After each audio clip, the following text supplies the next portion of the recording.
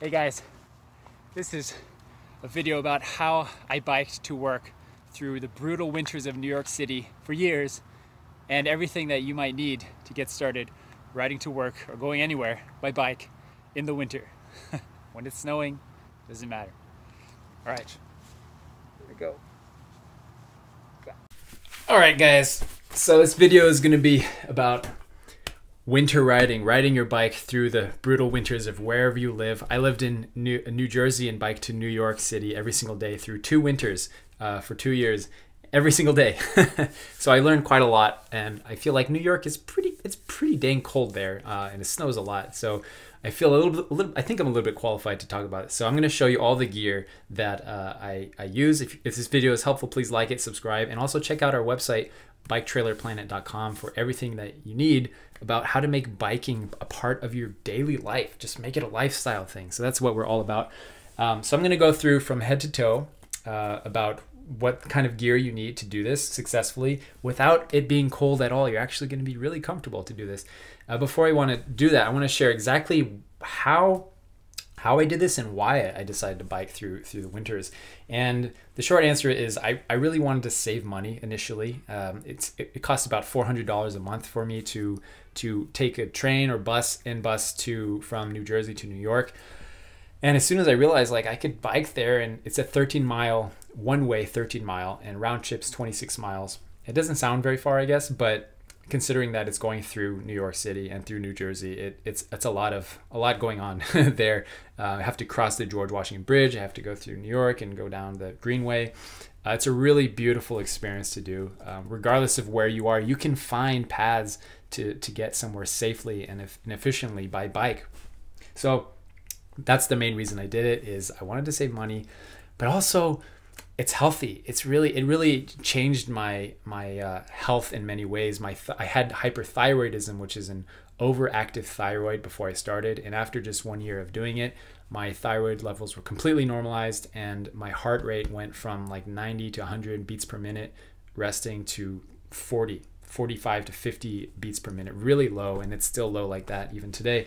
And because I still make biking with my family a lifestyle choice everywhere I go, if it's bikeable.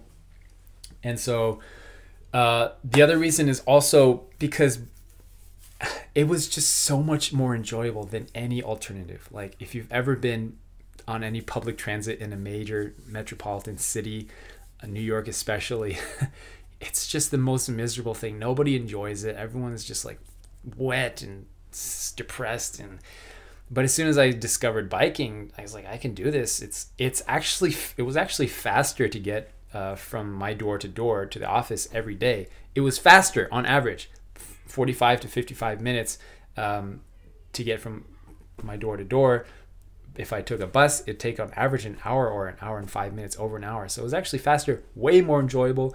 And even I remember getting on the bus when it was just blizzarding and freezing rain, and it was just the most miserable weather day, and they were recommending people don't come into work, but I had to go into work. So I got on the bus because I was like, I better take the bus.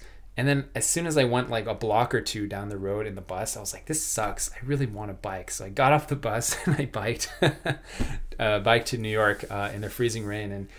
And I was so happy when I got there, because I came to the office and everyone was like drenched. Everyone was like, so like, oh, it's raining, it sucks.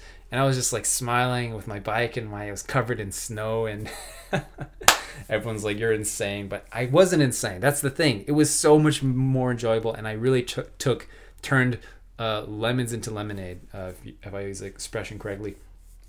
So this is what you need. I'm going to go head to toe everything that you need to bike through the winters.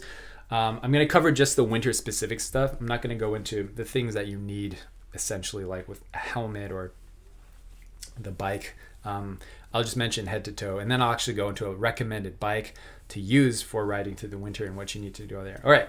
So first thing is this guy, face mask. Face mask, absolutely essential. If you're going in anything under freezing temperatures, you're going to want a face mask, because this protects your mouth, nose, head, just keeps you warm. Really toasty. If you go just even a few minutes riding with this guy on, you're gonna start getting warm, and then you can just take it down like that when you get too warm. It actually has some holes here. It's breathable, so you don't have to worry about suffocating. You can breathe through that perfectly fine. All right. I do want to mention one thing is glasses. If you're going to ride in the winter, I do recommend getting some glasses just because it helps with the cold wind going against your eyes. Your eyes will get watery most likely, and it's really uncomfortable. So getting some glasses, something to protect your eyes from getting the cold air in your eyes, that's really good. Also, if it's raining or snowing, man, you might think you might not need them, but if it's snowing or raining or anything, that really goes right into your eyes and it's really uncomfortable. So get some of that. Other than that, we go to, let's go down the line for your wear, what you're wearing. This is an undershirt. This one is made of some kind of fleece material. I'll put a link in the description. Get some kind of underwear for yourself to keep you warm. This is a long sleeve one. They have like vest style one. This is what's really going to keep you warm. It's not waterproof, but if you wear this, you can ride in the rain or you're not going to get soaking wet. You don't want something that's completely waterproof because you're going to get too hot and sweaty inside and it's actually going to be really uncomfortable. And then on top of that, you get a sweater, a cycling sweater like this, cycling jacket. I guess you might wonder why you might need a cycling jacket. I really recommend one like this because of the material. It's really good for sweating, and it's also weather resistant. So if it's raining or snowing or whatever, it's going to really protect you from getting too cold. Another benefit of this, it has cycling, it's a kind of like a jersey. It has pockets in the back, so you can keep your phone in there or your bike pump or whatever you need in the back pocket. It's also the size of it, the fitting of it is a bit longer on the arms, which is really needed because when you're going like this, you're extending your arms. And if you're just wearing a normal sweater, it's going to come up and you're going to exposing your wrists and your arms to the cold air. But this is really long, so it's actually going to be comfortable to pull over yourself onto your gloves or under your gloves. And it zips up to be really tight fitting, so it's more aerodynamic, and it usually comes with some kind of reflective material like that. This is a really great option. Okay, so definitely get one of these, highly recommended. By the way, just mention that all of these are budget options. I was cycling to save money, so I didn't want to get anything expensive. So go to gloves actually. So if you're, I have two sets of gloves here. If you're riding in anything that's cold, like chilly weather, you can just get away with some of these. I'll put a description, a link down below to Amazon. These are really warm and they're very nimble and functional. So you can brake or you can shift gears or whatever, zip that up, it'll keep you warm for sure.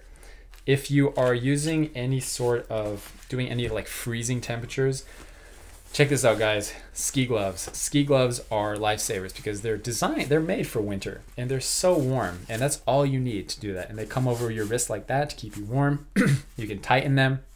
The only drawback of this is that they're not so you can't really maneuver the brakes so well, so you just have to get used to it. It's not dangerous, but if you ride just a few times, you'll get used to it through the winter. You'll just get used to maybe adding more pressure to the brake than you're used to. And then when spring comes, hallelujah, you are just, I can't tell you how much I was looking forward to spring every winter. Yeah, New York City winters are really long. Okay, so we go down the line to the pants. I'm actually wearing them right now. But these are they're leggings. I really recommend getting some cycling specific leggings for winter. They're kind of more of a wool and fleece material. I'll put a description as well. And they come with the padding, the bum padding that it makes it a lot more comfortable for the ride. And also the ones that I have are bibs. So bibs means they come over yourself like that. So it's more comfortable and it gives you a little bit more of that advantage. I really don't like wearing the tights where it's just like squeezing your waist. A lot of people get those. These are a little more expensive, but definitely get these guys. Especially if you got some chub down there, some fat, it's really uncomfortable to have something squeezing you like that. So get the bibs for sure. The bib long leggings. All right. Okay, so then we get down to the other extremities, which are your feet. Your feet will, if you don't do this properly, will scare you away from winter riding. You gotta have warm feet, and I'm gonna tell you exactly how to do this. This is amazing. Check it out. Overshoes. Overshoes are a lifesaver. I have tried lots of overshoes. The rubbery ones, the completely water resistant ones. These ones by Pearl Izumi, this is the only ones I use. They're really durable, they're really strong, so you can actually walk on top of them, you know, on concrete, and they're not gonna, I use these for a long time, and they're just, it's Velcro, it's strong, it's sturdy, it's gonna keep your feet warm and dry. Like, this is fantastic. These ones are designed for cycling shoes, which are these guys here. I'll put both of these down below in the description. These are also Pearl Izumi. They're about $50. These are really affordable. These are actually mountain bike cycling shoes, and the reason that they are is because they have this like studs here.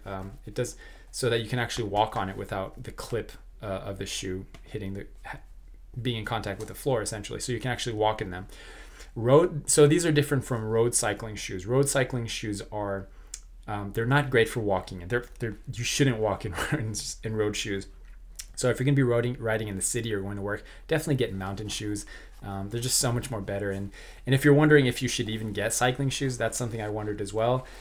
The benefit of these is that it grabs onto the clip to your pedal, and it actually allows you to have more force when you're pedaling up and down. So it's just a more efficient pedaling system.